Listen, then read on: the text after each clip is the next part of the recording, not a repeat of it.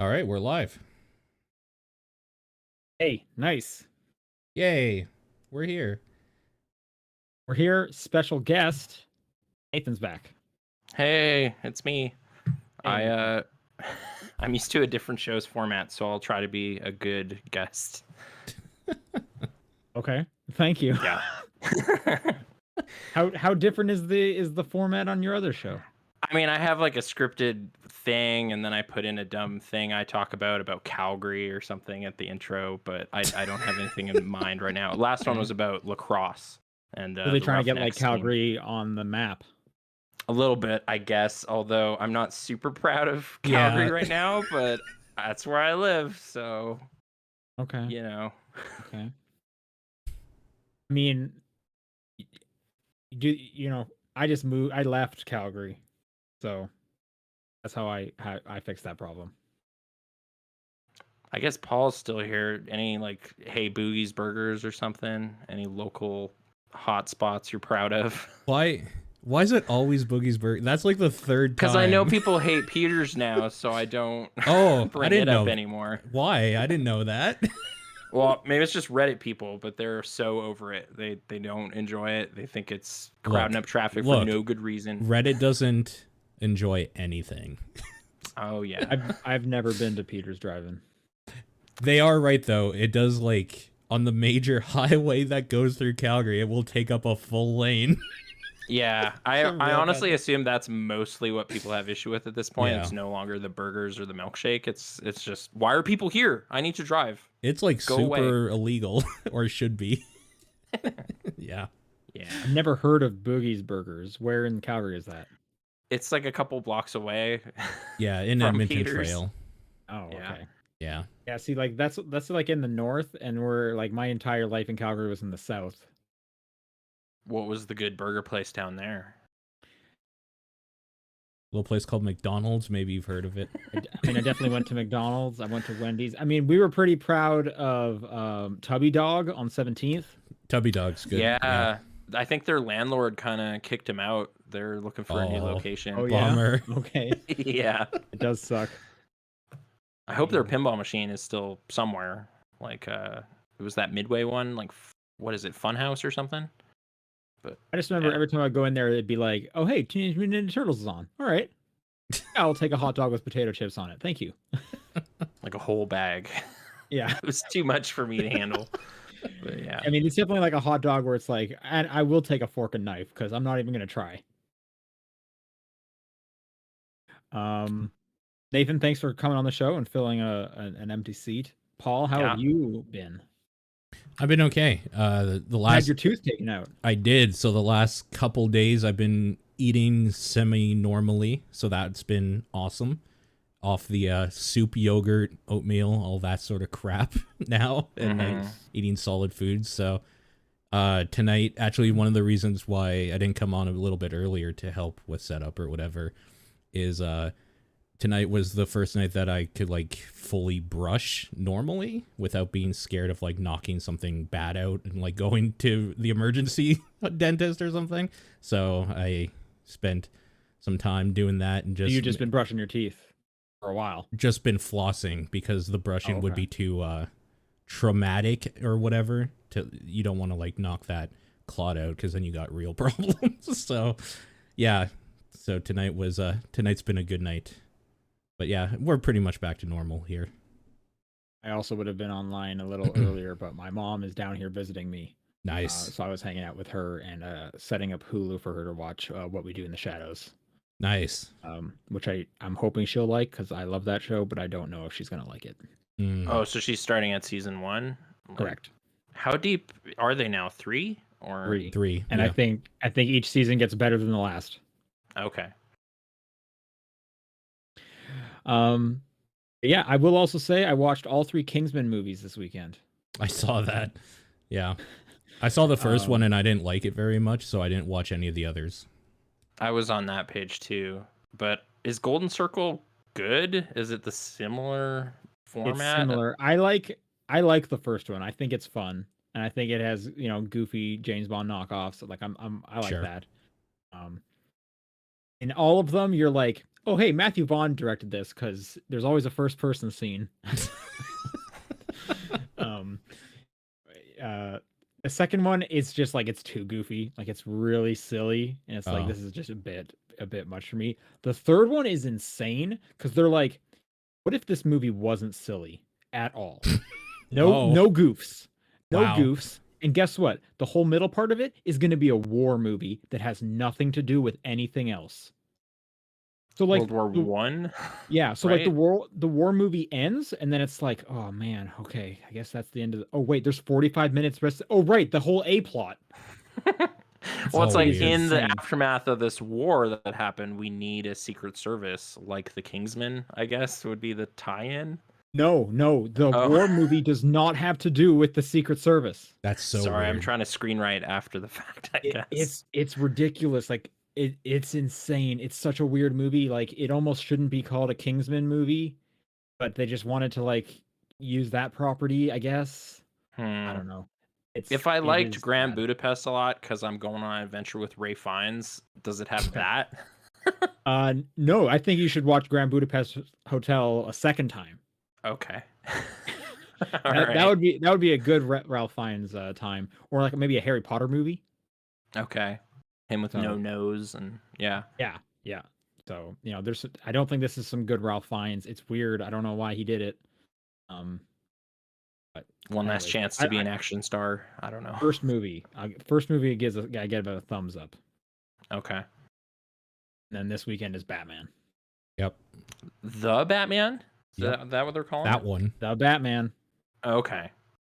with our boy Robbie Pat, Yep. Lighthouse Man. Yeah. Lighthouse Man himself. Shouldn't have spilled his beans. Oh, never kill a seabird. I don't know. Yeah, that's it's bad also luck. an insane scene. The Lighthouse is a crazy ass movie. Like holy smokes, that is a crazy movie. And that's what we're going to be talking about today on the Top Down Perspective for March 3rd. I'm Sean Booker. I'm Paul Fleck. And I'm Nathan Rohr, a lighthouse enthusiast. Not like the film, but also lighthouses. Just lighthouses, yeah. Okay, Yeah. yeah. Always a man, always a lighthouse. Yep. Video games, yeah. There you go. Nathan, you're the guest host. You're the host Have now. you been playing anything? I've kind of been like, I'm not in the zeitgeist with you guys on this Elden Ring business, but I kind of used that energy to get into Bloodborne finally. So Okay. I played a whole bunch of Okay. that. Okay. I'd tried it a couple years ago, but I started with kind of a weird weapon and was too much in the Dark Souls 1 like mindset. So You I was started having with a the terrible threaded time. cane, didn't you? I started with the threaded cane. That's a bad thing for a new play. Yep. I was looking for that shield, and there's kind of a joke shield in the game, but you're not supposed to be doing that. You got to be dashing around and getting up in people's faces. Yeah. And I was not comfortable with that at the time, so I started over with a cleaver. Yeah. Which is much more straightforward, and I've probably played about 29 hours now in the past few Wow. days, so I'm on that train. Cool. So I'll try to ask you guys relevant questions about Elden Ring in that framework of comparison. Well, I want to maybe. know about Bloodborne. How far, like, where are you in it? I'm dealing with this dude Mikolash right now. He's kind of got a weird thing on his head and runs around this little like maze dungeon thing. Yeah. And That fight I'm- sucks. I don't like it. Like the first phase is nothing at this point. It's just kind of running after him and getting him to go into the second phase, and then it's just he spams this range attack and kills me like every Oh. single time I drop in there. It's just kind of boring, though. It's just running after him for like. Oh, and 20 trying to get him minutes. to Yeah. trigger to the right area. Yeah. Yeah. Yeah, it's a fight though that feels like I should be able to beat this. This is definitely a thing that within my means. I also stumbled on an optional boss that is just whomping me, and I was reading stuff about like I'm level 152 and okay, I won't do this right now. Was it the amygdala by chance? It's like the daughter of the cosmos, like Abriatis or whatever. Yeah. Yeah. That's kind Yeah. of like I'm more of that's a Prince of the Cosmos fan myself. He's a lot friendlier, and Yeah, he he's doesn't a have good like guy. his skull cleaved in half in this really alarming way. weird tentacle Not shit. yet. I haven't played every entry, so Mm. it could still happen. It would be great if it's actually like his sister or something. It's like the weird one in the family has tentacles. Yeah. Like that one felt within my grasp because I got her down to like a quarter health or something sometimes, but it's just like, oh no, She's just a bitch. Yeah, she can do a thing to just kill you. Yeah, for sure. A lot of wide swathing attacks. So you're enjoying it though, because I know we've talked about this. Finally like, enjoying it. Yeah. A few years ago, and you were not into it at all. I just felt like I was missing something, and it I guess the ever important click moment happened this time. So I got it now. You know and where? I'm enjoying leveling up and stuff. I'm guessing beating Gascoigne probably is like something like that. That's the first wall for a lot of people.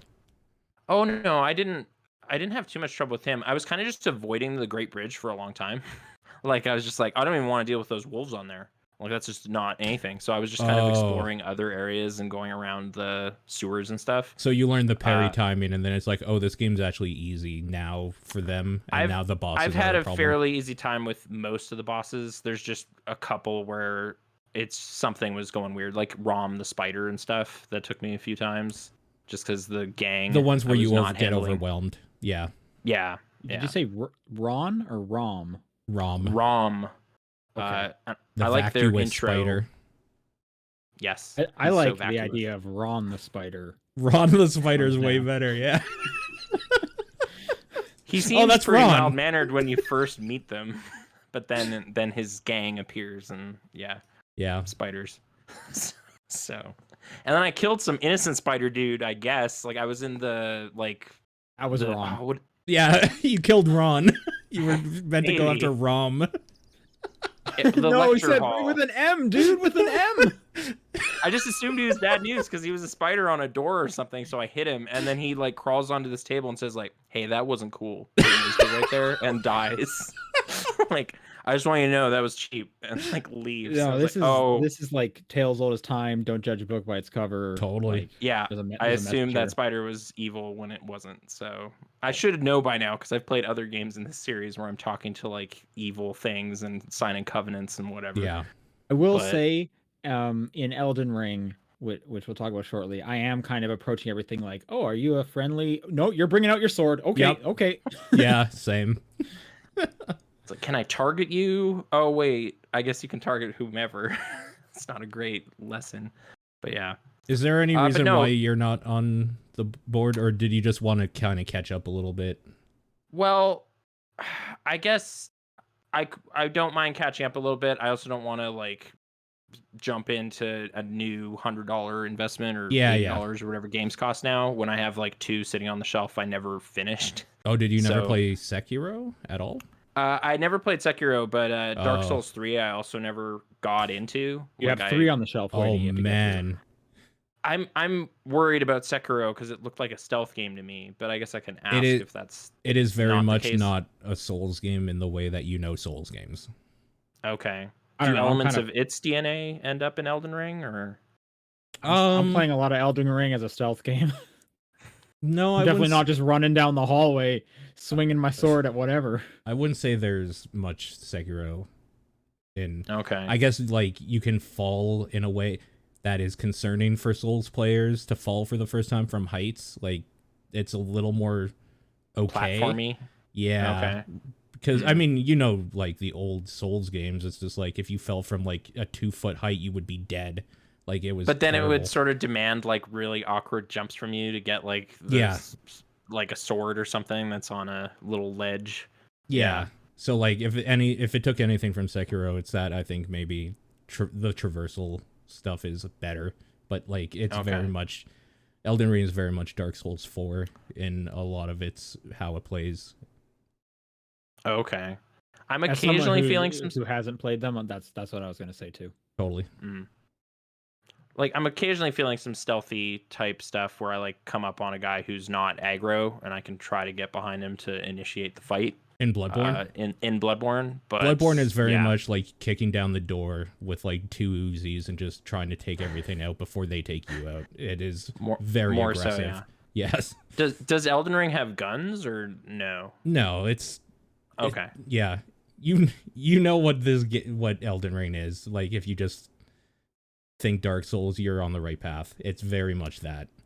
Okay. Yeah. So shields are back. Hopefully. Shields are a That thing. guy has a shield. Yeah. Yeah. Use it all the time. Yeah. Do you have anything I else guess- you want to talk about Bloodborne? I can frame stuff about Elden Ring in that lens, so I Okay. don't want to just dwell on it because it's 7 years old and the new hotness is out. Sure. So. All right. Well, Paul, I know you are fanboying all over this thing. How is Elden Ring for you? I'm at the end of it. I'm almost done it. But that's not Okay, to say that yeah, I've completed it. So I'm like 5 hours in. Yeah. And I've fought some like side bosses. I have not even seen the first major boss. Like you haven't run into it yet at all? Correct. Okay. So yeah, so I'm going pretty slow. I'm using a guide. Like this is Okay. this is baby's first Soulsborne over here. This is my first one that Sure. I've played for longer than 15 minutes. It is the most approachable by a long shot for sure. That's what it seems like. It does seem Yeah. like the open world nature of like, oh, I can't do this. I'm going to turn around and go the other way, Yeah. and there will be something over there I can do. It is very comforting to me. I'm also, like I said, I'm using a guide where it's just like, I don't even know what the first thing I should be doing, because the first hour when I wasn't doing a guide, it was just like, this dude is very strong. I'm going to go the other way. Nope, this dude is very strong. I'm going to go the other way.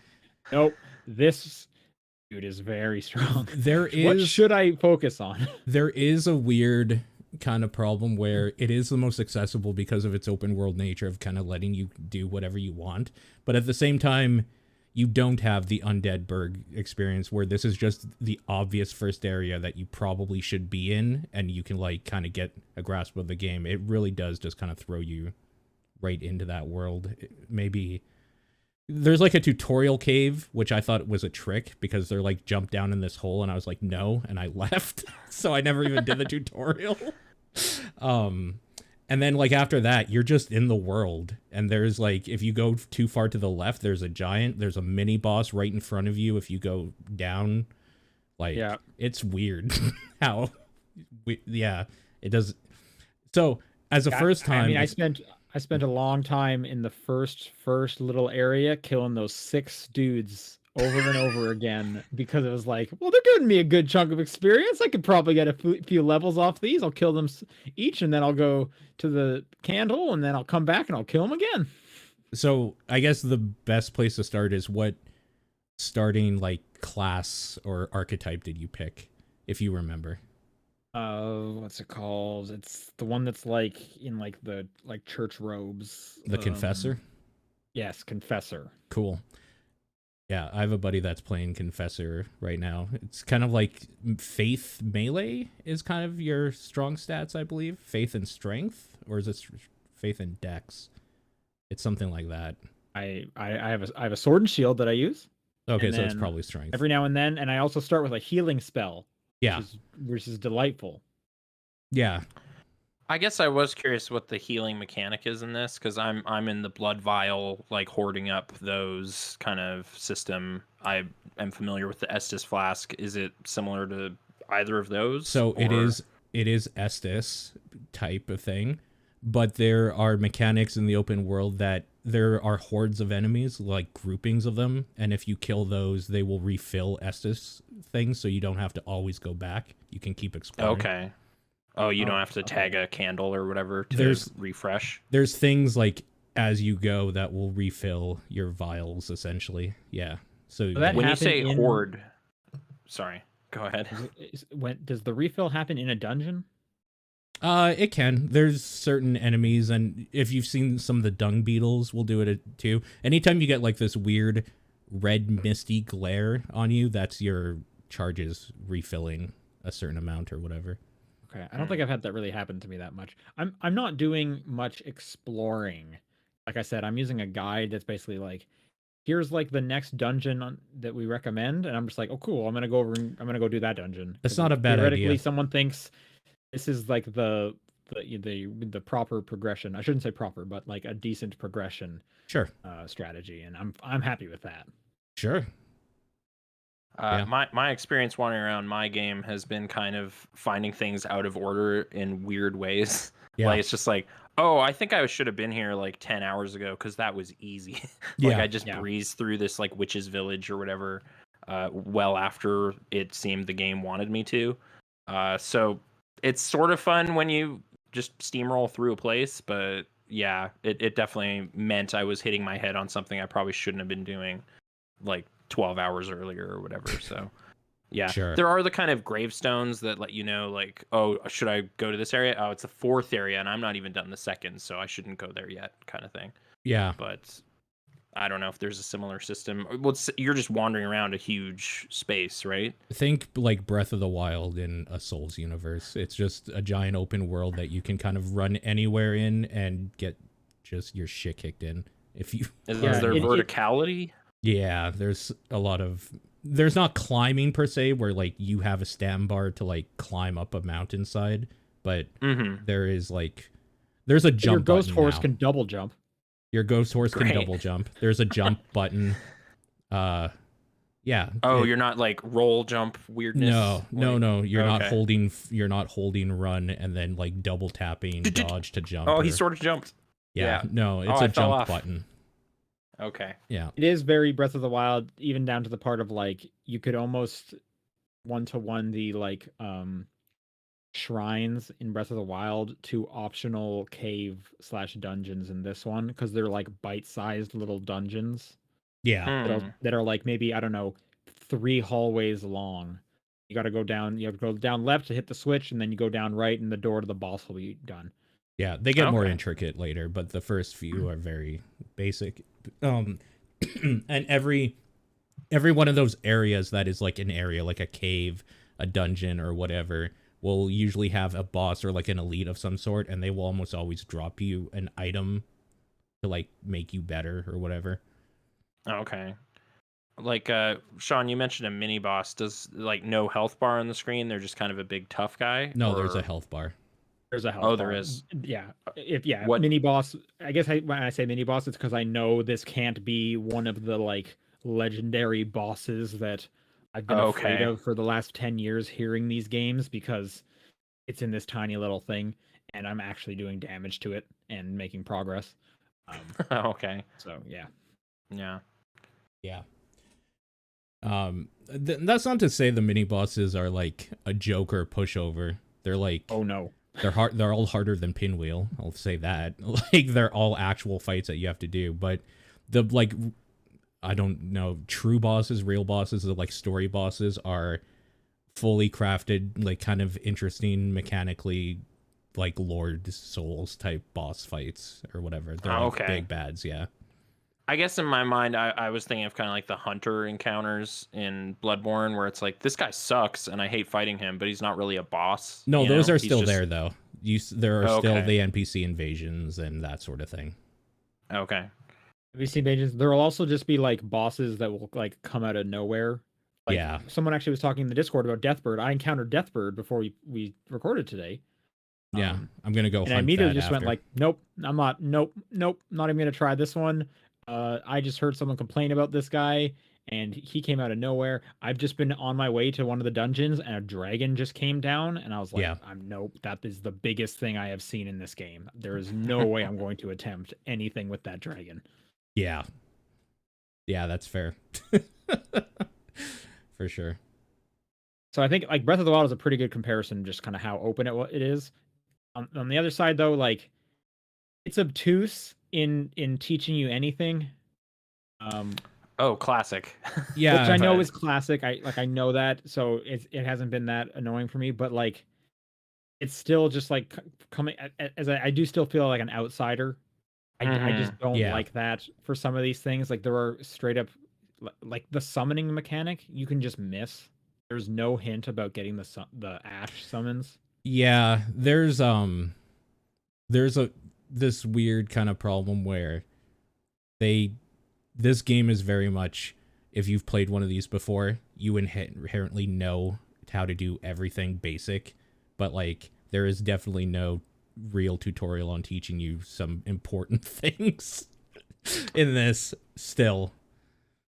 I mean, in my Bloodborne experience, it's been kind of like looking at loading screens and trying to read all that text and getting Yeah. like some vague sense of like, okay, there's something in here called chalice rituals, and I have 2 chalices. Right. Yeah. Where are the altars? I will find out someday when that works out, and then I'll have that aha moment or whatever. Yeah, it is just kind of like an interesting thought experiment of like they want you to discover everything, Yeah. and then so you can have your own aha moments, but Mm-hmm. the risk of that is alienating people that might need more hand holding, and then it's like, well, should that person be playing this game?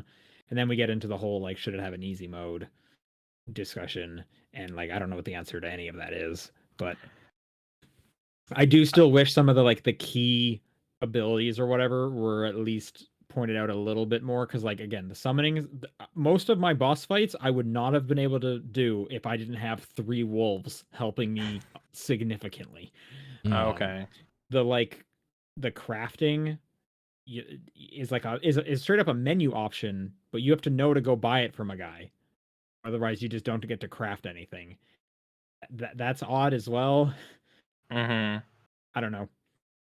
I'm trying to think back to like my Dark Souls 1 experience with like workbenches and stuff. They definitely like don't have you encounter a blacksmith for a weird amount of time. But this one's a little yeah. weird because the first major like church area you go to has kind of a bench that you can kind of do some basic smithing at up to like level 3 for your weapon. And then by that point, the game assumes that you've gone to like the hub area where there is a real smith to do more. I have not gone to the hub area yet. Yeah. So like I do have a level 3 sword. Yeah, So, exactly. pretty proud of that. Yeah. The unfortunate thing is that, and I'm sure you know this, at 5 hours you've seen absolutely nothing. So like you're still way in early game, and that's also a problem with these games. Well, honestly, like, and like I've been thinking about this game so much because it is part of it feels so different from a lot of stuff, and it might also be because of like I've been playing Horizon Forbidden West, which is like the most cookie cutter normal open world game. Like it is the formula. Yeah. For open world games that we know. And then this one is just like, we're going to do something different. We're going to like, this might be like one of the closest things to Breath of the Wild we've had. Yeah. And so like, I've been thinking about this game so much, and Nathan, you mentioned the whole zeitgeist about it. I almost like just having been dipped my toes in enough where I have just a bit of understanding about this, and this, where I can fully engage with the zeitgeist, and I almost like that more than even playing the game. And I like playing the game, but like there's just like it feels almost like when Fez first came out and we were all figuring out Fez together. Oh yeah, that community discovery phase, like it's over for Bloodborne. Everyone knows everything and has different strats posted and whatever. So if I'm really having trouble, I can like read up on some things and go, oh, he's vulnerable to electricity. I didn't even think to try that or whatever. But where this game's at, I'm sure people are pushing far ahead, and like Paul's played what, 60 hours? What are you at? 40 currently. 40 something. Okay. Yeah. I just saw 11 happen in one day and assumed every day. That was like the first. That was right after I got my tooth out. I had nothing else to do that day, so I played. Okay. Until I couldn't see anymore. But yeah, just kind of the figuring out, like poking around the edges and reading through things and trying different rings or whatever. Like there's like got to be weird equipables that have obtuse descriptions and whatnot in this game, I would imagine. It's way less obtuse than ever before. There are like, you'll see a ring literally say like increases your like HP at whatever, or like increases damage with this. It's like, oh, okay.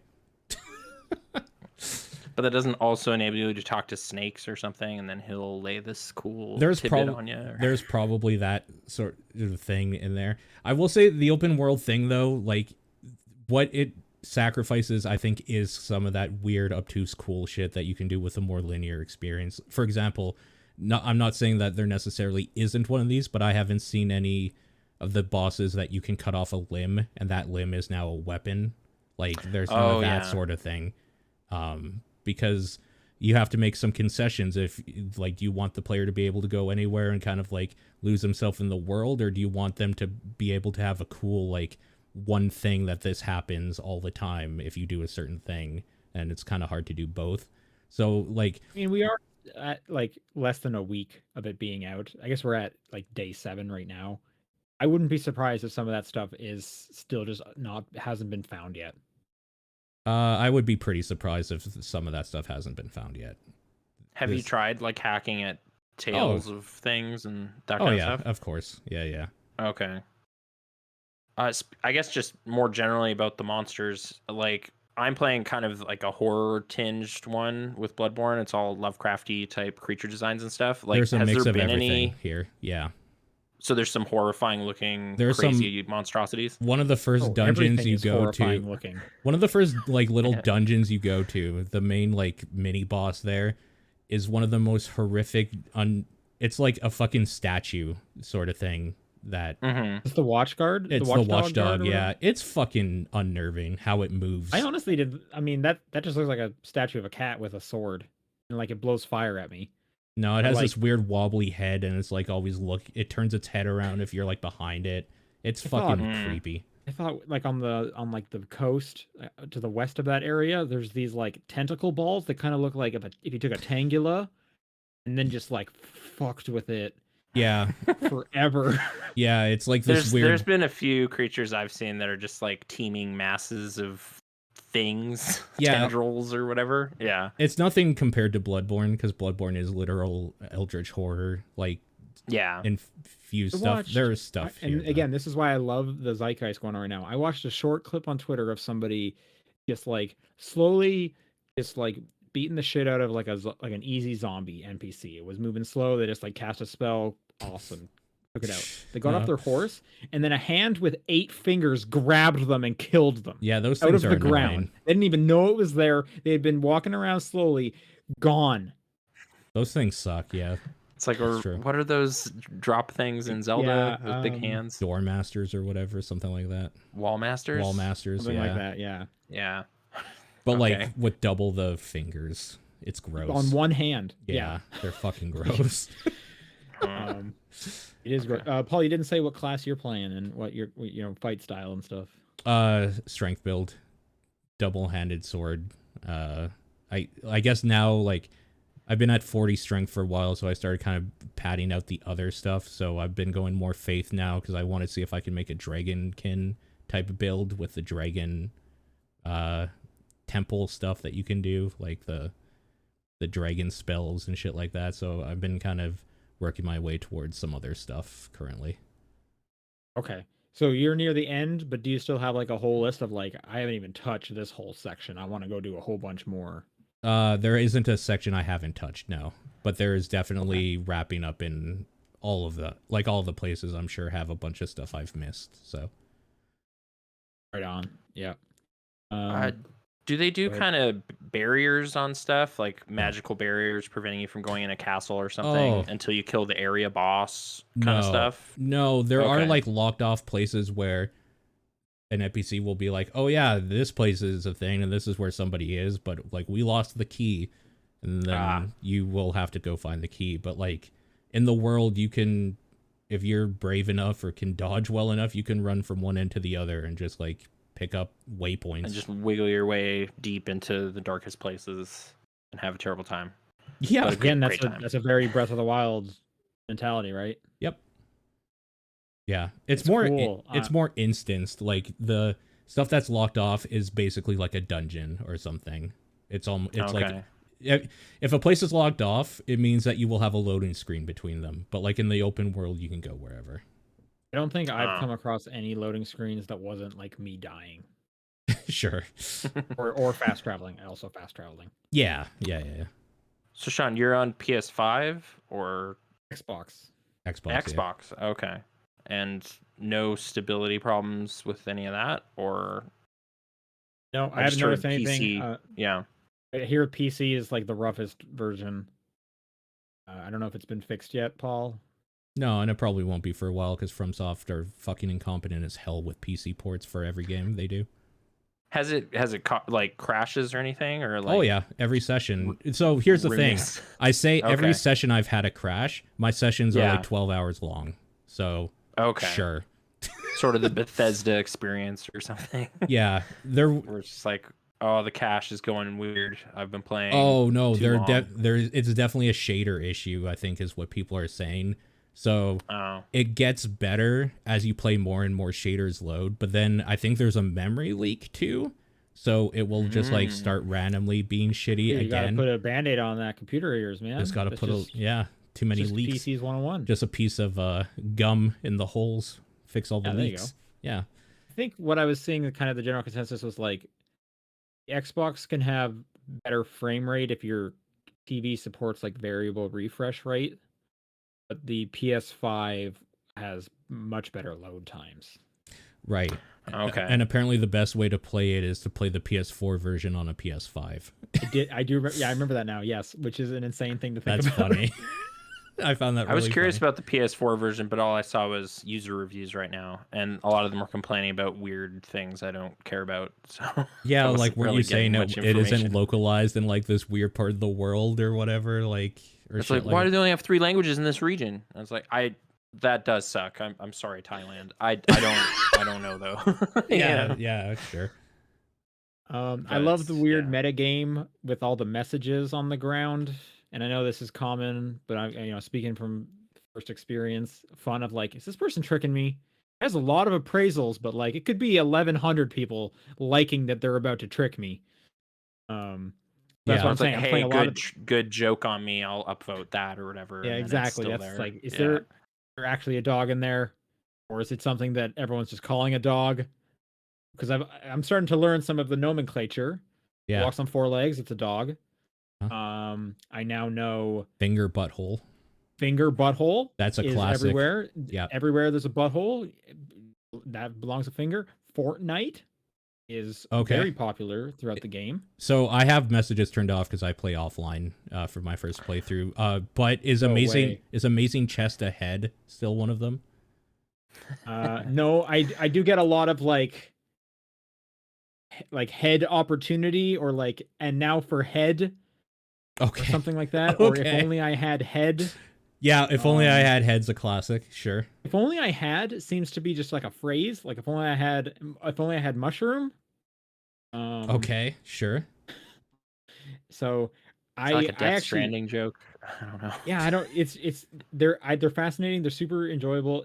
The Xbox had I guess all the platforms had like an hour-long offline maintenance in the last week, and I was playing actually when the Xbox One happened, and I straight up stopped playing because I was like, I like these messages too much. Because honestly, they give me hints. People will straight up say like hard boss coming up, and it's like, thank you, because I need this. Or they'll be like, try fire, and it's like, well, I don't have fire, but I'm good to know that this guy's weak to fire. Like I like having these. I like seeing the little spirits of people fighting and running around. I don't feel so alone, which is pretty great. But I guess I'm kind of like, I do the same thing as Paul with this then. I do play offline for my first go through, and then just like you get the vague like creeped out by an area because it seems too big and too staged, so there's probably going to be a boss in there, but you don't know. So I don't know. I like that mystery, but I also don't have Plus right now, so I don't think I can. I'm not sure. Weird. That is weird. I don't know. That seems like a weird thing to hide behind Plus, but I guess because it's asynchronous or whatever. But people can co-op. So this game does have co-op, and it's weird because the co-op only lasts for like as long as the dungeon you're in. It's classic Souls co-op still. Yeah. Which is it's bizarre to me because like this game is like encouraging. I thought people were saying that the co-op in this is until you beat a boss.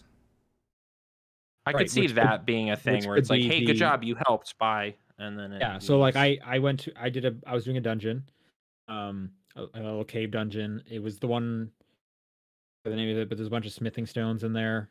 You fight like a big ogre with a club. There's like some elevators. Anyway, that ogre destroyed me, just annihilated me, and I've been talking to my friend like, hey, we should try the co-op, and I was like, this seems like a perfect opportunity.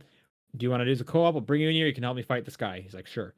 So he comes in. I had already done the dungeon, so we just kind of ran past everyone and got there. We beat him, and then he's just gone. It's like, cool. Our co-op experience took 8 minutes, And now we both have to go craft the stuff to do that again. It's a weird counter of like you can play co-op, but it's like weirdly limited in a game advertising.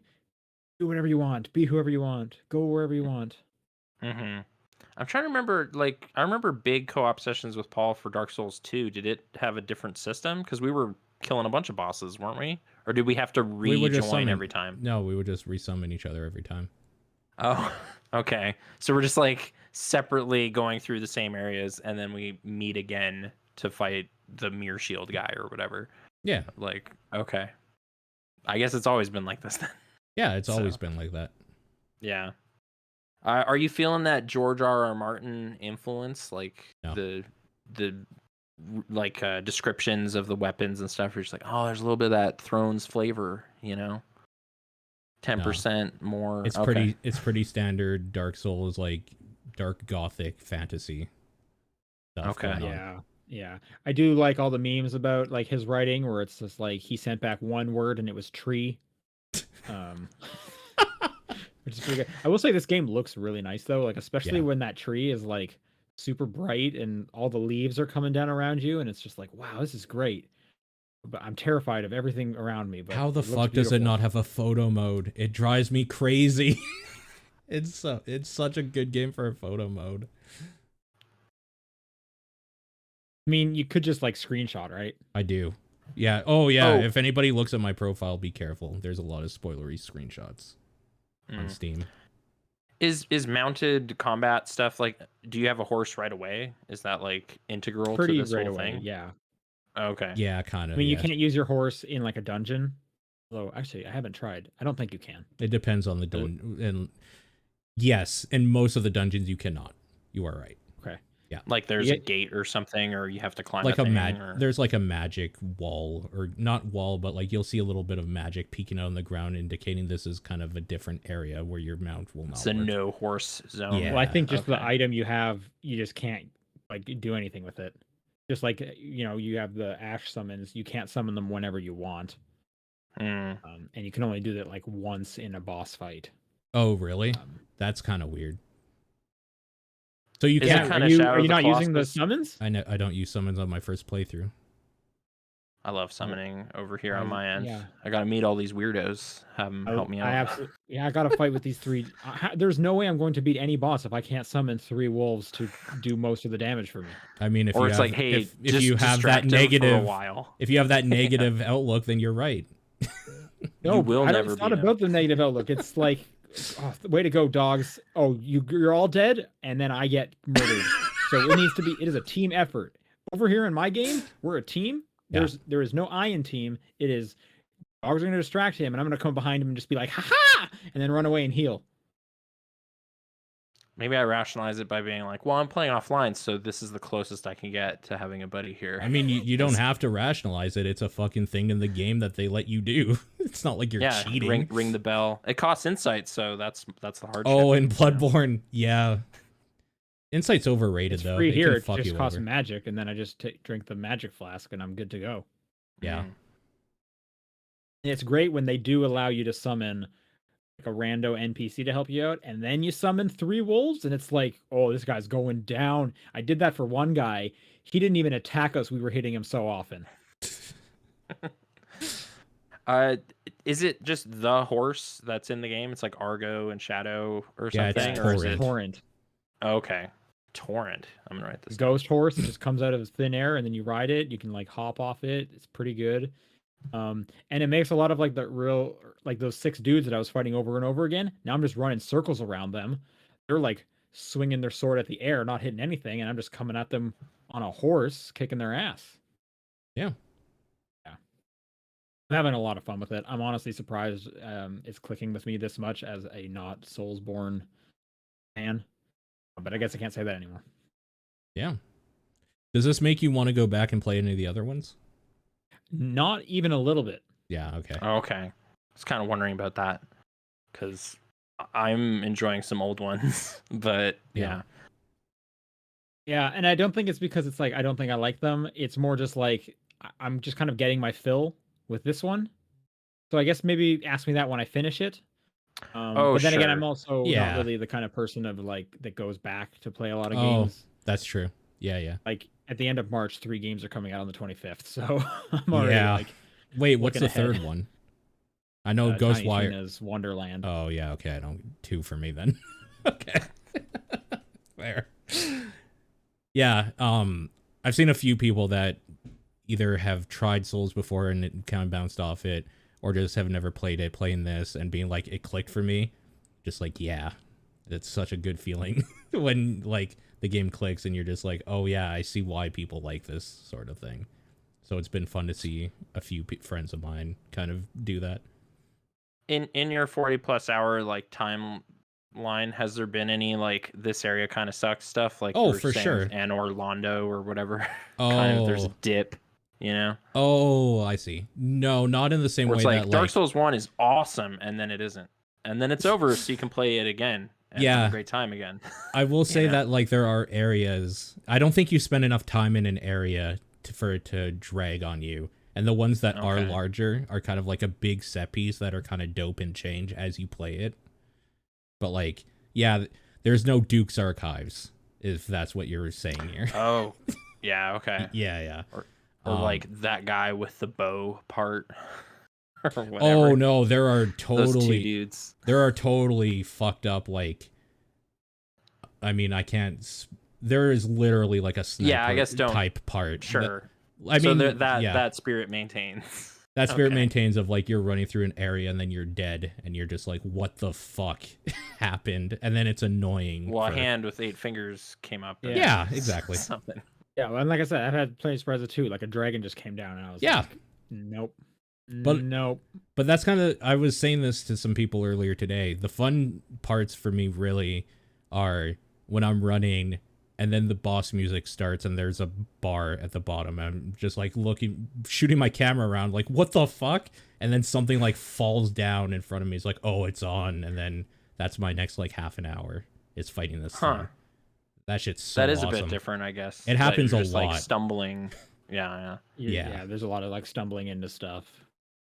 Or you'll be on your horse and you're like, man, I'm the fastest thing out here. And then you come across something that's faster than your horse. And then you're just like, what? Yeah. What? I thought I was invincible on this horse. Yeah. It still definitely has the enemies that their aim is way too good. Like, oh yeah.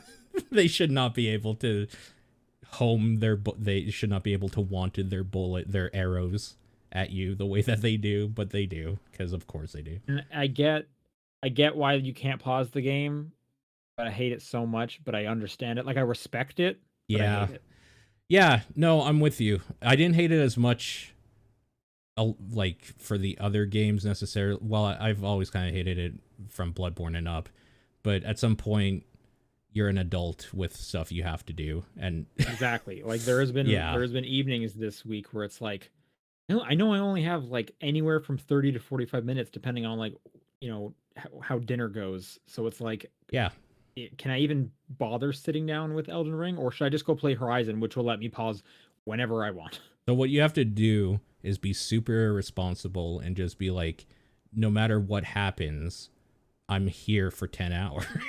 Yeah, just lock my bedroom door and don't even listen to anyone. I see. Yeah. I mean, I was playing it before the show and it was like, I gotta stop because if I get in a fight with this guy, it could take a while and I can't even do it. So I was just like harvesting blood vials for a while and then stopped. But yeah. Or you could climb halfway up a ladder and then just go to the bathroom. That's a safe place to be. I've done that. Yeah. Yeah. Pro tips. Well, did have a dude chasing me and I took an elevator far down. Yeah. And then I was like, all right, cool. I'm safe. They're not going to follow me off this cliff. And then he proceeded to just fall off the cliff to his death. So I got a few more runes. Nice. But he was trying. He was still after you. He was dedicated. I guess last question, with the way the world's designed, are there still areas where you're just kind of descending and descending and descending into the depths of the earth kind of stuff? From what I've heard, that is... I will say that the cool map that you see in the game is not the full map in the game. There is a lot of subterranean shit going on. What I keep hearing is like, this map, big. It's like, fucking this map, huge. Big. Yeah. Okay. Yeah. Because that's some of my favorite stuff is when you find like, oh, what's this? And you're just like, oh no, this keeps going. Oh, there's a whole thing under here. There's another town or whatever. So yeah, okay. I from what I understand, it's like that, but an extreme version of that. Awesome. Okay. Yeah. Sounds grand. All right, let's move on. Let's talk about some news. Some small things happened, like Epic bought Bandcamp. I did hear that yesterday. I was kind of just like instinctually bummed out, and I don't know why. I'm just worried it'll be ruined. Yeah, I feel like that's kind of the knee gut reaction to any kind of purchase. It's like, oh, they acquired, like a big company acquired it. Well, they're gonna ruin it. I don't know why I think that. Same happened with Wordle in like the New York Times. I was like, oh, it's doomed. Yeah, but yeah, is that now they're logical? Censoring some words. Jeez, unplayable. Yeah. Okay. Yeah, I don't know. I had personally with like Epic, I haven't seen them do anything negative with their acquisitions. If anything, does this open maybe some doors for Harmonix? They own Harmonix now, right? Oh, sure. So just tie them together. Suddenly, way more songs for what? Fuser? Yeah. Or Fuser. I'll take more songs for both of those. I definitely took the more optimistic thing of awesome. Bandcamp has money behind it now. That's cool. Hopefully. Yeah. So those indie artists are going to be the next wave of millionaires. Well, what I kept hearing with Bandcamp is that it's like the best place for music artists revenue wise. Oh, for sure. It's essentially just putting their own stuff up at whatever price that they set it at, right? So. So I mean, time will tell. Hopefully they do good by it, but I feel like Epic, they haven't steered anyone wrong yet. Rocket League seems like it's still doing fine. They put the Batman in it. I saw that. Great. There's two different Nathan Drakes in Fortnite. Sweet. What? Like does one look like Tom Holland? Yes. Yes. Oh, good. Great. Yeah. So you can pick which one you want. Oh, did you? I'm assuming you both talked about that movie on a previous episode, so it'd be silly to ask about it. Go ahead. Okay, because you both kind of liked it, right? Like I was hearing it was kind of okay from you guys. It's fine. So. It's fun. Okay. Yeah. Is Antonio Banderas great in it? If I'm a big fan of his, will I smile? No, okay. I don't think he does that much. Great seems like a real big term. Just chewing the villainy and just not at all. He's pretty just generic. All right. Yeah. My weird criteria may not be met, but whatever. Okay. Are you looking for like a Jim Carrey as Dr. Robotnik performance? Sure. Yeah. Like show stopping. Like okay. Definitely not dance that. Number just a crazy dance partway through the movie. Yeah, all right. No, nothing like that. He's pretty forgettable. Honestly, I kind of had forgotten about him until you brought him up. Yeah. Much like Amazon's Luna. Yeah. Yeah, what is that? I don't know what that is. That's their streaming service. You're not up to date with Amazon's Luna game streaming platform? No. Okay. They had a game streaming platform, huh? Yep. It's officially launched this last week. If anyone's interested, they have channels. You can subscribe to specific channels of content. Like Ubisoft has a channel. Cool. There's a Jackbox channel. What else do they got? They got like a retro channel. They're all around like $3 to $10, and then Ubisoft's channel was like 19. When they're saying retro, how retro is retro nowadays? I'm trying to find the picture that I had seen. It's like before. 1982, or is it like 2010? So subscribers can relive fan favorites as Street Fighter II Hyper Fighting, Metal Slug 3, and Castlevania Anniversary Collection, and more. Okay. Just wanted to get an era in mind as to what they're saying. So it's like the Stadia. Yeah, it's basically Stadia, but instead of like one kind of thing, you're subscribing to monthly channels of like curated games, whether it's here's a bunch of Ubisoft games, there's a bunch of Jackbox games. They're also going to be tying this to Prime members. So I guess if you have Prime, you can get access to the Prime channel, which, for example, available now for March, gets you Devil May Cry 5, Fogs, whatever Flashback is, and Observer System Redux. Oh, Flashback, like that side-scrolling. Yeah. Like, is it a remake of it, or okay? I think it's the remake that they did. Oh my God, when was that? A few years ago? 11 years ago or something? Was it 11? Wow. I feel like I was at an E3 and it was there, so it was either 9 or 10 years ago, like approximately. Flashback. 20 years after the game's original launch. This doesn't. That's Yeah, it was that's 2013. great. 2013. Okay, that was. There you go. Yeah. Wow, something from my era of game coverage. But okay. Anyway, so that's the thing. Honestly, the fact that it's part of Prime means like I might actually check it out, but other than that, no, I'm good. Sure. Okay. And last, probably the biggest, was there was a big Pokemon event on the weekend, and they announced the next Pokemon game, which is going to follow the Pokemon Legends framework of being an open world Pokemon game, and it's out this fall, and I don't understand why they're putting out so many Pokemon games so quickly now. Yeah. Yeah. We had Shining Pearl and Brilliant Diamond back in November. We had Pokemon Legends in January, and now the next full entry is this fall, or is late 2022. I just want them to take like a year off, please. Like, it used to take like a year or two off in between Pokemon releases. Now there's 3 in 1 year. Are they like different mentalities, or you said it's basically the same as the last one? It's open world, finding the critters. Right. So Fighting. so Shining Pearl and Diamond and Brilliant Diamond were remakes of Yeah. Diamond and Pearl, and they followed the original core formula. Pokemon Legends was brand new and really cool. Open world, Breath of the Wild like. You're actually doing the thing we've always wanted. And then this is going to be like a follow-up to Legends with all that. Okay. But I'd have to assume a bit more of the core formula. Like, I'm assuming gym battles would be back. We don't actually have many details about it. Yeah. It is going to be open world. It's called Pokemon Scarlet and Violet. Okay. To be like a Spanish region. Did you guys see those new starters? Yes, I did. So who you picking? Well, I mean, I always pick the fire starter, and I like this fire starter quite a bit anyway, so probably that, but I think the other two are pretty good too. I think they're all pretty good. Nathan, have you seen these? I'm opening your tweet right now. Does it have them in there? Because no, I have not seen them. It has a video in there. Let me find you a picture. Okay. Is Violet the opposite of Scarlet? Like, that's what's tripping me right now. I feel like it should be. It wouldn't be, because a Violet is a made more up. contrasting color. Purple is made up of red. I feel like the opposite would have been a blue color, but you don't want to do like a red and blue, right? Okay, did that work? Well, it's like hey, remember red and blue? All right, so I'll give you the name of each of them. On the visible light spectrum. Gotcha. Okay. Okay. The grass cat is Sprigatito. The fire little dino guy is Fuecoco. Yeah, and the water duck is Quaxley. Okay.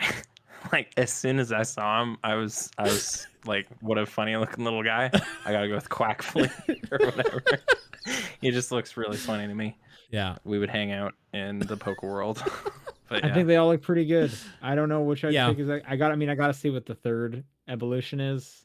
Sure. Because that's what I'm gonna be hanging out with the most. But like, they all seem pretty cool. I mean, I think they got good names. So I don't know. Like, I guess I'll play it, but like, I need a break, man. Slow down. This is crazy. Why would they put out this many Pokemon games this fast? Anyways, that's Gen 9, which I think means there'll soon be over 1,000 Pokemon. Yeah. Think you could name half of them? No. I don't think I could name 10% of them. You don't think you could name 100? Like, not even the first original 151? No. Nathan, you gotta be able to do that, right? I definitely wouldn't be able to name those. I'd have to listen to that Weird Al song like 10 times, and then maybe I could recite it back. I bet I could name 500. I bet I couldn't do that much more than that, though. But I bet I could get 500. I'm not going to do that, but trust me. All right. That's the news. Let's do some questions. People want to send questions in. It's topdownperspective@gmail.com, at TDP Podcast on Twitter. There's the Discord channel, and there's John's P.O. Box. I will read this first one. From Matthew. Okay. Hey, a friend of mine recently recommended the new Ease games to me, and I was concerned about whether I'd need to have played any previous games in the series to enjoy it. Eventually made what I called a continuity lockout scale so they could effectively span how the continuity worked. Thought I'd share it with you guys to get your thoughts and suggestions about it. All right. Scale of 1 to 5. So 1 is Final Fantasy. There's no continuity, and you don't need to play any previous games. Right. 2, Drakengard. Previous games just set up the lore of the next one, and playing them just lets you better understand it. 3, Witcher. There are recurring characters, and previous events are brought up, but they have no impact on the current game. 4, Resident Evil. Each entry is independent, but you need to play previous games to properly understand who the characters are and why they're doing what they're doing. 5, Kingdom Hearts. Every game is so interconnected that you need to play each previous game to understand the plot of the next one. By the way, they said Ease was a 3. I think personally, I'd put Metal Gear as the Kingdom Hearts, but Yeah. I get what you're saying. Just because the way those stories are told, it's true. It'll just leave you baffled on the couch watching these events play out. But they sort of demanded at some point you play spin-off games and like remixes and whatnot to really know what's really, really, really going on. And I don't know, is that fair to ask of your audience? But yeah. I think most games should probably strive for a 3. Give a little bit to the people that have been there, but also let people access it. I think that's probably the best way to do it if you can. I guess that, like, I was thinking of like the Uncharted games or something. It's like Sure. you're on an adventure, there's adventurers and whatever, but there's a new MacGuffin and it doesn't really matter. You can jump in somewhere. I'd say Uncharted hits like a 3. I'm trying to like the Dark Pictures anthology games. Oh, sure. There's no continuity between them, but there are like Easter eggs for you. Yeah. There are Easter eggs, yeah. And there is kind of like an overarching narrative outside of like a meta narrative. I don't know how that would affect the stuff as well though. But they don't reference each other. I don't know. I guess that would kind of be like Final Fantasy because that's kind of Easter eggy as well. Or I'm thinking of like the near games where like I feel Automata is a bit richer if you played the other one, but it's just a bit richer. You don't need to. You just like smile more when you see Emil's house or something. But yeah. Maybe that's theoretical. Yeah. Okay. But all right, interesting scale. The framing of what this was helps a lot. I was just reading like the descriptions of the different games and I was like, what is this? Is this a review? But okay, I see what we're doing. Kevin writes in, what advice do you have for someone who's addicted to video games and is trying to fix their life? Man, this is not a question asked me on Elden Ring week. Or to ask a video game podcast. It's just like, so you guys are obsessed too. How are you going to get out of this loop? Well, if you get a tooth pulled, usually you can get a day off work to just play games. So that's worked for me recently. Sure, and I had an allergic reaction and was in the hospital for a week and didn't play games there at all. So like maybe you just need a break, in your life. Physical break to your body, some kind of like forces you to go cold that turkey you can't, and then you won't need that's it. That's actually like one of the things that made me quit smoking was I was also like really, really sick and I just kind of couldn't. Once you get over that kind of initial break, it's easier. So like play to the point of exhaustion. Like, can you go on a vacation and not bring your Switch or something? Well, that's a question. So do you think it sounds like the advice you guys are all giving is you have to quit it like cold turkey, like nothing. You can't wean yourself off of it. I mean, you could wean yourself off of it, but yeah. Or would you just like, regardless of the genre, go as hardcore time wise? Like maybe you can't, right? Like I'll only play like puzzle games to kind of get back to normal, but then you become an obsessive Wario's Woods fan or something, for example. Well, but is that going to be like too much where you're just like, you're figuring all the numbers in Picross and you're like, oh, but what if like each one of these was actually like a dude I got to shoot, and then you're playing a battle royale? I don't know. I'm trying to take it seriously. Maybe just like fill your life up with other things if you can. I feel like cutting it cold turkey would be the easiest way to do it. Or don't some consoles have like timers for kids? Maybe treat yourself like a bit of a kid and set a timer, and then it's like, well, guess what? My console locks out after I play, 45 minutes of video games, and then I have to go do something else. Yeah. I am kind of wondering how serious this question is, and if it like the actual answer is maybe you should like talk to somebody and find why you feel like you need to play video games instead of doing other stuff. Like, is there like, an underlying thing from or something? Yeah. Like, I don't know how Like, serious I really this don't want to question email is. my dad, so I'm just gonna play Bloodborne all day. Another maybe. maybe like an easier way would be try to find like a game adjacent activity and kind of slowly transition. So maybe instead of playing Sure. video games, you're gonna like build a puzzle with a friend, Mm, or you're gonna go outside and play some basketball. That's a game. You can get Sure. competitive with that. Maybe you're gonna, and then you can translate that into something else and get addicted to that. Yeah, Sure. Can like fantasy sports. Just get there you addicted go. to that. Sumo's coming up, man. It's coming up. Yeah, I know. There's space. Basho crazy. Is there like a way that you can find a game that you can play with a friend and only be like, okay, we only play this together when he comes over, and then we can like go to a movie or whatever. Like, find a way to kind of wean off by socializing. Oh, sure. Like, just kind of, well, I need my Dungeons and Dragons group in order to play. Yeah, so exactly. I can't right now, kind of thing. Yeah.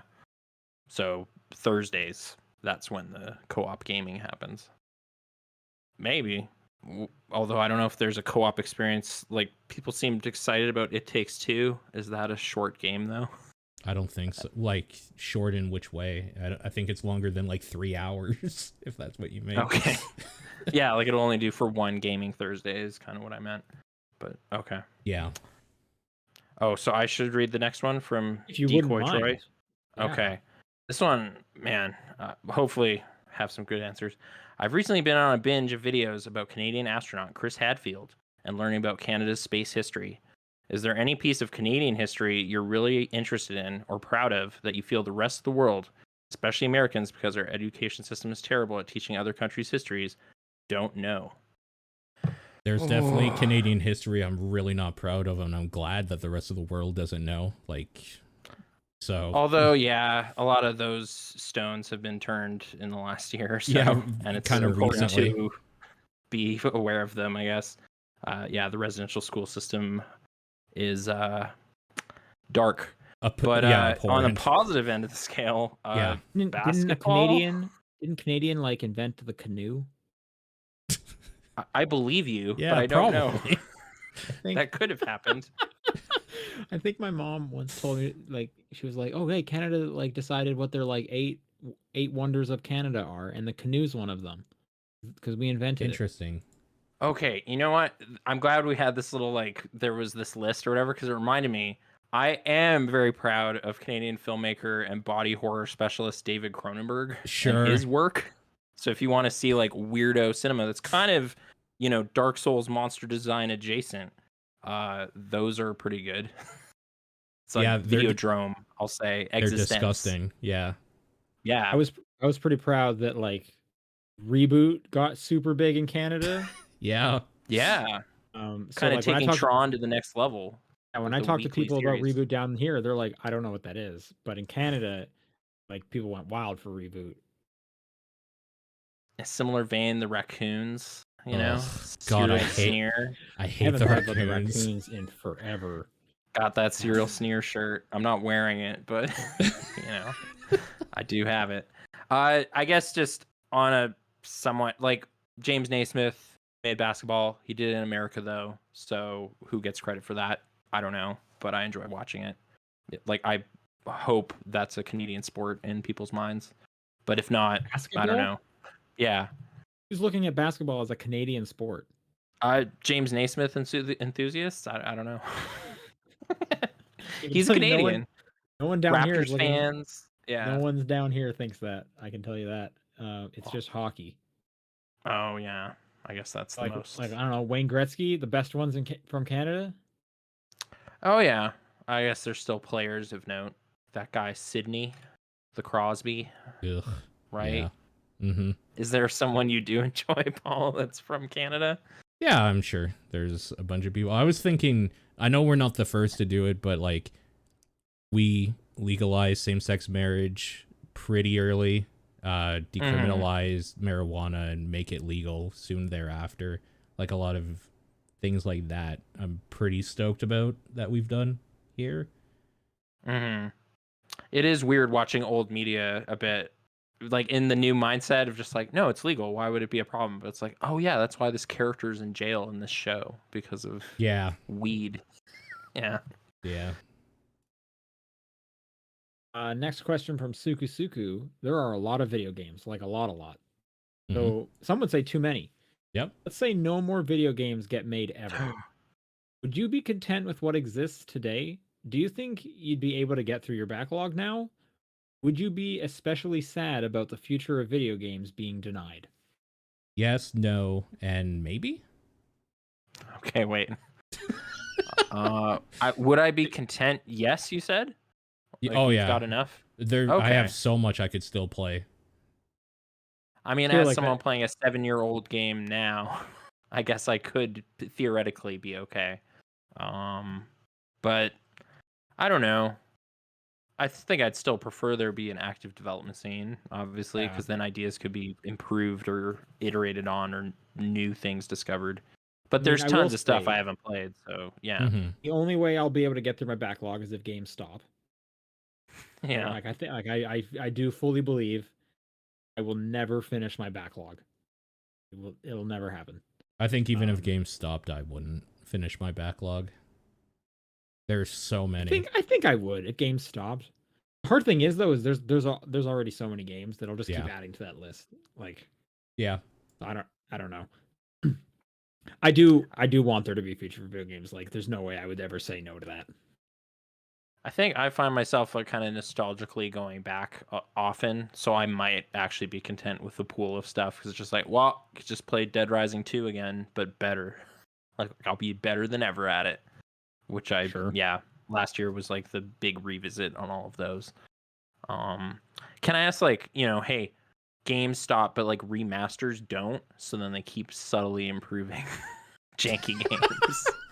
So they're just like they're gonna fix everything.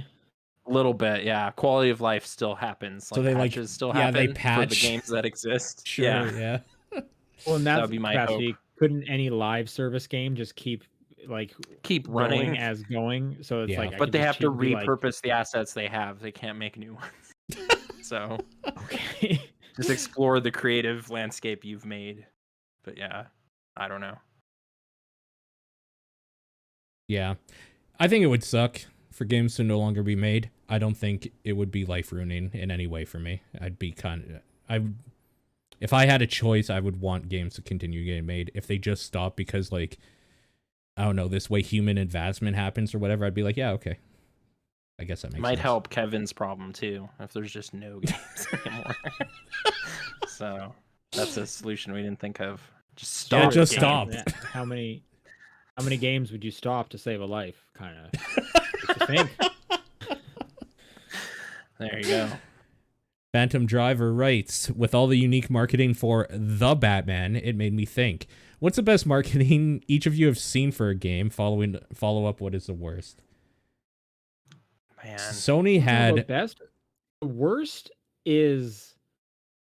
Was it Dead Island 2 that had, like, the headless torso zombie bikini girl? Yep, that was... Riptide or whatever. It was Riptide, yep. Dead Island Riptide, yeah. I think that's the worst one I can think of.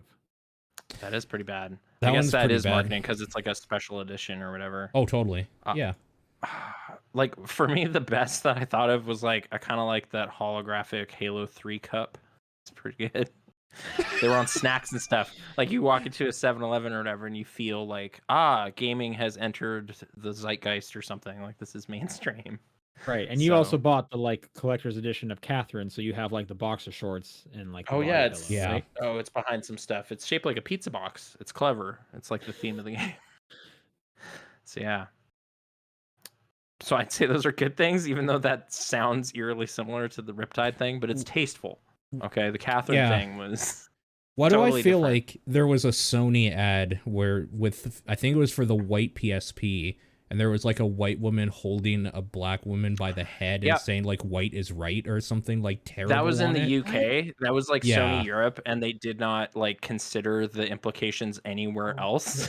Yeah. So yeah. That was All fucked right, up. now if we're talking about crazy stuff like that, there's like the old one where like the it's like a naked dude and his like dick is a thumb. Oh, that's right. Oh, now I'm just thinking of like, yeah, old Oh. magazine ads and stuff would get weirdly like, what are you doing? This There's is for one children. there's one Yeah. with like a girl tied up to a bed looking scared as fuck and a guy's just like playing a Game Boy or something. Yeah. No, Don't know yeah, that that was a one. magazine ad. Okay. But that brought me back to like that era. My best marketing ever, Paper Mario 1, that ad with like the shredder and like Princess Okay. Peach is over a shredder. It's like, ah, and then Bowser's there and everything. That was great. Just leaning into the paper thing more than the game did, which was maybe disappointing. But yeah. Oh yeah, Dead saying another one, a PSP UK ad in the subway where people were known for jumping to kill themselves in front of the train, saying "take a leap" or something like that. Like, oh no, it's like their slogan. Dude, what the fuck were they Yeah. on in that era? That's so bad. I guess for positive Sony, maybe remember that creepy floating baby ad for the PS3? Yeah, I like the weird ones. Yeah, the like train spotting baby doll, like turning its head and It starts laughing. yeah. This is only like Oh, I better get one of tangentially those. related. There was like a tweet I came across last week, and I'll just read it for you. Sorry. It seems Konami allowed their domain for SilentHill.com to expire. Okay. Now it takes you to Masahiro Ito's tweet about wishing he had not designed Pyramid Head. Oh, okay. This is real. If you go to Yeah. SilentHill.com, it's a tweet from him saying, "I wish I hadn't designed fucking Pyramid Head," Fair. Best which is pretty funny. Oh, well, does it count as marketing anymore, PT? Because it never happened. It was like the Yeah. beginning of an amazing counts. campaign. I mean, it that happened. then- It's just you can't access it. I think it counts. I got Sure. another one I don't like is Your Mom Hates Dead Space or whatever. I didn't like that marketing campaign. I don't remember that one. Was that was for 2, right? Yeah, Like was it was for like, 2. oh, this is so gnarly and violent. Like moms Like can't handle it. we showed it to your mom and this is what she said. It's like it's garbage or like it's just a bunch of like, you know, cliched mothers. Yeah. EA 11 years ago. Yeah. So there's a lot of worse. There's a lot of bad ones. I kind of like the VR things they've been trying. Like I didn't get to see the Matrix one, but I was curious about it. Oh, I think sure. It had one. I remember Ghost in the Shell had one that I was like, that was kind of neat. It was, you know, a first person experience. Sure. But yeah. Whoa, what is this? Oh, never mind. Okay. It's okay. Got a message. Oh, it's my turn to read. That's why. Yes. Sorry. Okay. The Phantom Aegis says, "Ahoy, TDP crew! On March 3rd, the Nintendo Switch is going to be 5 years old." He yells that emphatically. Since the console is still going, I've prepared a small game, 5 questions of a variety of Nintendo Switch information. Right. Okay. Paul, how do you want to handle this? Well, let me get on my phone. I'm getting up the Discord where they like spoiler tagged the answers just so I can actually get them when we answer. Okay. Right, So thank you. Am I the quiz master then, or? No, You can answer we too, can but all. if you wouldn't mind reading the question. Oh, right. I guess we all don't know. So, okay. Yeah. As of December 31st, 2021, Mario Kart 8 Deluxe is the best-selling Switch game of all time. How many units is it at? Currently, Fuck. I guess.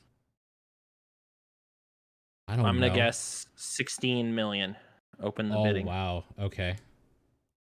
Okay. I was gonna say 8. Yeah, 8 was in my mind too. Okay.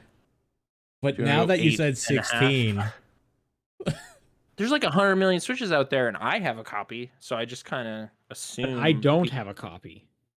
But does Paul have a copy? of Mario Kart 8 Deluxe? no, not on Switch. Okay, Yeah, so I have- 33% of Switch owners polled. I so have that's it on 33 Wii million. U. So Yeah, what does that mean? I also do. I also have it on Wii. We were those people. I wanted to play something with other people, and it seems, like one of those. But okay, Right, so Paul, 8 answer. million is someone's guess. Yeah, I'm gonna guess 8 million because that's the first number that popped in my head. Okay, I mean we can double. It's not a big deal. What's the Okay. answer, Paul? The answer is, whoa, 43.35 million units. 43? I thought my 33 was insane. The joke I sort of said. Okay. That's too many. I shouldn't have bought it again. You're part of the Okay. problem. I mean, if they're coming out with DLC for it. Yeah. New DLC? Yeah, Yeah. Okay. just for According you. to, well, and 43 other million They're other about to people. double the number of tracks in that game. Wow. Okay. Do I have to be like a expansion pack subscriber? That's one way you could do it, or you could just pay. Yeah. for the Or you could DLC. buy them. Okay. According to Nintendo's website, how long can a play session on Breath of the Wild last in a version 2 Switch and OLED handheld mode? Oh, fuck. I guess don't before the know. battery dies? Yeah, so by version 2 Switch, they did increase the battery life on the original Switch at one point. I don't even know what the Okay. battery life was to begin with, honestly. It was like 3 to 4 hours for Breath of the Wild. Oh, I on, was like, a gonna launch guess. Switch. I was gonna guess 3 hours. It's probably higher than. Gotta be if- higher. Yeah, I'll just double it, I guess. 8 hours? I was gonna say 6. I was gonna say 5. Okay. Okay, Answer is 44. 5.5. 5.5 hours. Oh. That's Okay. the closest without going over, I guess. That's So just the 8 rules will of be shows. like the Switch Pro. What is the Metacritic score for Metroid Dread? A is 88, B 90, C 84, D 82. I'm guessing 84. I was gonna guess. Okay, well now I'm gonna pick a different one. I'll say 88. Man, I also wanted to do 88. But Okay. I will assume like critics since like it's too hard for them. So I'm gonna say Yeah. they gave it 82. 82. They're Okay. having a tough time. The answer is 88. Okay. Oh, nice. Nice. I got the assist from Paul. Yeah. Okay. In December 2016, which late night host had the opportunity to play the Nintendo Switch before it was released? Oh, fuck. This was Was it No. Fallon? I would guess Alan or Fallon Conan also. come to my head. Oh shit, I guess you're right. Conan has the video game thing too, Shit. Yeah. but I'm still Okay. sticking with Fallon. Is it Kimmel, Fallon, or Conan? Because I could see all 3 of them now. I'm gonna go Conan. Okay. I'll go Fallon. Okay, I'll go Kimmel. Then maybe one of us will be right. The answer was David Letterman. Jimmy Fallon. Okay, Ellen. there you go. Okay. Yeah, Ellen. Sorry, wait, who was it? Late night show. Jimmy Fallon. Okay. As of the 27th of February, 2022, that's like days ago. How many games are in the Nintendo Switch Online Plus expansion pack service? Okay, Oh, so this has oh to be boy. N64 games and Sega Genesis NES. games. Genesis. Yeah. Oh, Or are they wait, counting Nintendo no, and all of Super Oh, them. they must be in counting the because of the numbers are in the hundreds here. They must be counting like Yeah. any game you can get access to. Oh man, I don't know. I feel Oh, like I could sorry. I could get like an educated guess if it was just the bonuses, but Yeah, they have 4 options here: 148, 160, 180, 205. Like, did they cross the 200 barrier? I don't think they did. I'm gonna go 180. I'm gonna go 148. I'll go 160. Okay, the answer is NES, SNES, N64, Sega Genesis total are currently at 180 and going. Yay! Nice. All right. All right, and I this think that's last the quiz, question. right? That's the quiz. Thank you. This last question Okay. from TC Golden: is there a game where the next gen port is worse than the current gen port? Elden Ring. Example: Tony Hawk Project 8 was garbage on Xbox 360, PS3 because everything was loaded in all at once. So it had lag issues. Where the Xbox PS2, each area was a separate loading screen, so it ran smoother. Oh, I mean, the classic is Silent Hill 2. Getting rid of the fog ruined that game completely, and other weird shit on the PS3 release of it. Oh yeah. So like remastering it kind of killed the whole mood, right? Yeah. I'm trying to think of those like straddling. Like I played Gun on the 360, and I'm not sure if it was worse than the PS2. It's just kind of Yeah. a middling game. But I'm sure there's newer examples. Hmm. The only thing that came to mind to me was the PlayStation version of Elden Ring that you guys brought up. I didn't hate those Metal Gear remasters. They seem pretty on point. I don't know if people had issue with those. Like, it's also Konami, so they could have screwed something up. But, From a few things people have said online, it seems like the PS5 version of Horizon Forbidden West is not as steady of a frame rate as PS4, and I care more about frame rate than, like, looks. Okay. But I mean, I I haven't haven't watched the Digital Foundry breakdown of it. I also have not. I haven't noticed anything, but who knows? Yeah. All right. That's it then. Again, thanks for questions. If people would like to send in questions for next week, it's topdownperspective@gmail.com, at TDP Podcast on Twitter, the Discord channel, or John's P.O. Box. What's your game of the week? I'll start with the scenting game, I guess. Bloodborne. That old thing still has kick. I don't know. It's still pretty good. Yeah. I have a cool tri-corner hat, and I like it. I mean, I wish I had played literally anything else so I could give a joke answer, but I didn't. Mine is also Cross. Elden Ring. Oh, okay. There you go. Oh, yes. So Hidetaka Miyazaki is the MVP of this week's episode. Yeah, that's what it seems like. Yeah. For TDP fans, the Uncharted episode is live, so go listen to that and stay tuned for our next episode, which will be about the Batman. Yeah. But yeah, Nathan, thanks for joining us. Yeah, thanks for having me again. I'm glad I played a video game extensively. Anything that you got going you want to plug? Sure. I mean, we got our OK Video podcast still going on, movie related stuff. Hey, you remember that movie Knowing with Nicolas Cage? Yeah. Where those angels came? And yeah. That's our most recent episode. Next week is Escape from LA, which is pretty fun. Steve Buscemi is a map salesman in the future, and we talk about that. So yeah. It's movie themed. We're talking about Roger Ebert movies that he liked that people didn't like, hence Knowing, I guess. Oh, where gotcha. he really went to bat for that. Yeah. So OK Video available on most platforms now. We're finally on Apple, which was a challenge. Yeah. Oh, weird. Okay. Yeah. Yeah. Right on. Well, with that, we'll see everyone next week. Bye. Bye.